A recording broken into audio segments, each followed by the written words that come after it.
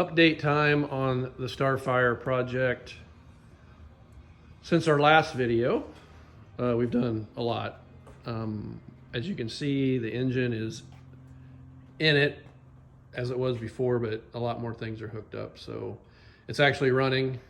We just had it run a few minutes ago, but the exhaust is really, really loud. So we don't have a exhaust system all the way on it yet. So can't really speak while it's running and be heard.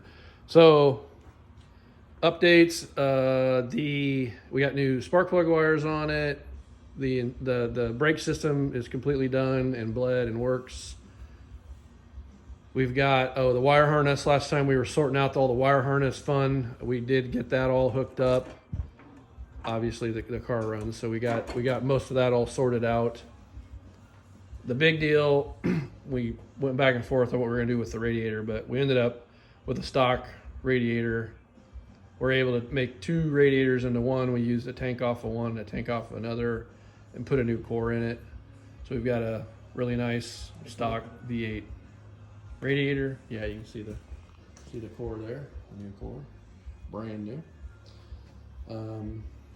We've got the alternator on it. It does sit a little sloppy right there, but this side's fine. That side's really solid. This side, I might try to make that not slide back and forth. The issue with these V8s is how close the fan runs to the radiator. It made me really nervous. So we actually did notch the motor mounts a little bit and slid the motor back, I don't know, maybe 3/8 of an inch, just to make there be enough clearance in here. If anything moves, I don't want, to take out our brand new radiator. So we have enough room. It's close, but I can stick my finger in there at least. So that's enough for me to be comfortable. And that's a good amount. Yeah, that's plenty. So new radiator hose. We got the factory formed one on the bottom, and then we used a universal on the top. Alternators in. I'm trying to think what else we did. We got the vacuum. The vacuum is working for the vacuum pod, and the vacuum, that little vacuum pod, that round thing, runs the HVAC blend doors, which I haven't tested yet, but got that all hooked up. We got our overflow tank in, which we got it kind of cleaned up. It looks pretty nice. That's the original one. It's a little crunchy on the top up here, but it's all in and works and looks pretty good. This thing. Went ahead and did put in the charcoal canister and have the vent. We have the fuel tank venting through it, and then I'll hook up. There's a couple of things we can vent through it off the engine. Not 100% necessary, but we did do that. Yeah, brand new power steering pump. Replaced that. Put a new pump in it. New hoses. I was worried the hoses are not exactly like they sell, like the originals. These are the replacement ones you'll buy if you go to an auto parts store. They just have a 90 on each. So this is a 90 and this is a 90. And when I saw it there, it didn't look like it was going to work, but when we brought it home, it actually does work just fine. It just loops around right here about where the original one was. And then the suction side has a nice fitting down here. And then this end is just open, and you just cut it to length and put a clamp on it for the suction side. So I bought those both from O'Reilly, and they actually worked out really nice. I didn't think they were going to work because the factory ones have all kinds of crazy curves on them that really weren't necessary. Oh, that's what this thing is.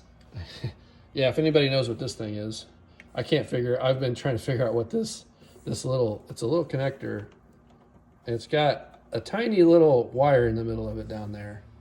It's hard to see, but anyway. And it looks like it would connect to the motor for the wiper motor, but it doesn't really fit on that. This is bigger than this connector, and it wouldn't reach anyway, because where this is all original wiring.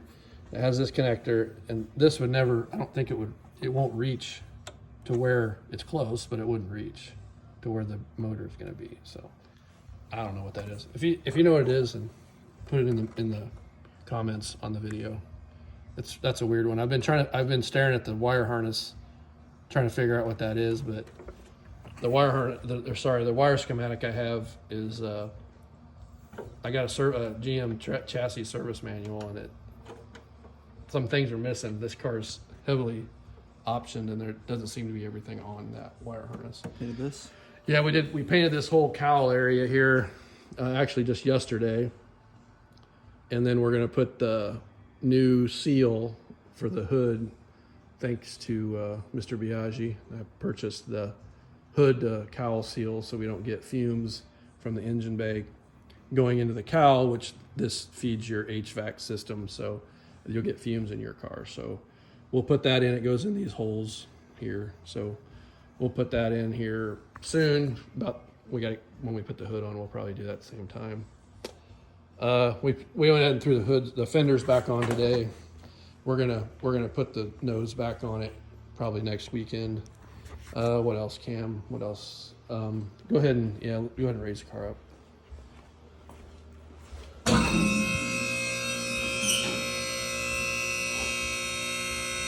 So underneath it, you get to see the transmission part. We went ahead and put the factory crossover exhaust pipe on it for the factory manifolds. It actually fits in there really nice.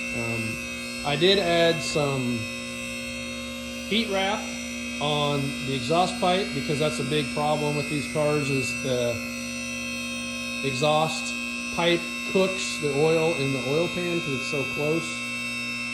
So I have that wrapped. Good. Yeah, let her lock her down. So, yeah, new cooling lines too for the transmission. So these are all new starter. Let's see here. So I put heat wrap here, and then I'm gonna put more just to here to protect the starter. But I stopped there, not thinking. But anyway, I'll extend it for the starter. You can see the new cooler lines up there, the transmission cooler lines.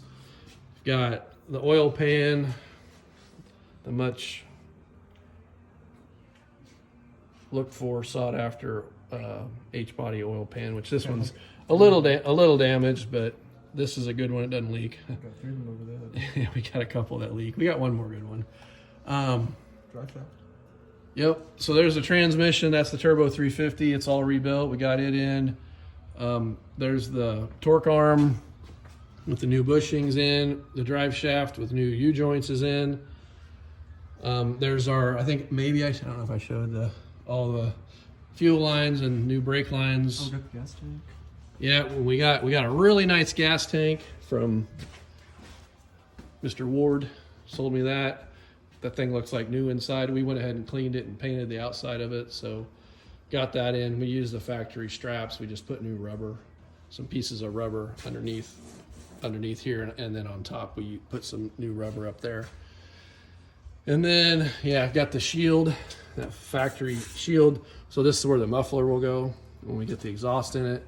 We're really close to doing the exhaust. I'm gonna connect to the exhaust here, and then I'm gonna add a flange back here before it goes up over, and then we've got a muffler that will live right here, and then we'll just have a pipe going, maybe that'll just drop down and exit the rear of the car here. So anyway, that's the next step to do, is get the exhaust on it.